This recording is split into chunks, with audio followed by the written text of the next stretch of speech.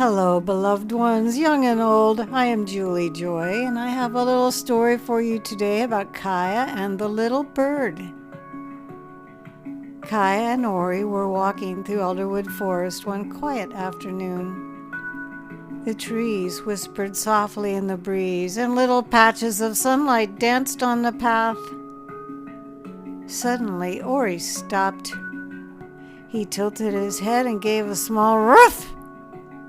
Kaia looked down. There, beside the roots of a tree, was a tiny bird. It was very young, and it looked a little frightened. "Oh," Kaia said softly, "you must have fallen from your nest." She knelt down carefully so she wouldn't scare it. Ori sat beside her, watching very gently. Kaia looked up into the branches. The nest was high above, far too high for the little bird to reach, or Kaia either. "What can we do?" Kaia whispered. Elderwood's great branches swayed slowly. "Sometimes," Elderwood said kindly, "we cannot fix everything." Kaia listened. "But we can always help a little." So Kaia gathered soft leaves and moss. She made a small, cozy nest at the base of the tree where the bird would be safe. Ori brought a feather he found nearby and placed it beside the nest. "There," Kaia smiled.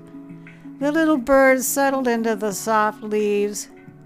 It chirped very quietly. Elderwood's branches rustled. "Kindness," Elderwood said, "is one of the most powerful things in any world." Kaia touched her heart.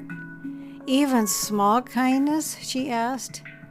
Elderwood's leaves shimmered in the light, especially small kindness, and the forest felt a little brighter that day. I hope you enjoyed this message about even a small kindness can change someone's life. Consider doing something kind for someone today. If this story reached you in any way, please subscribe to this channel. The golden age is here.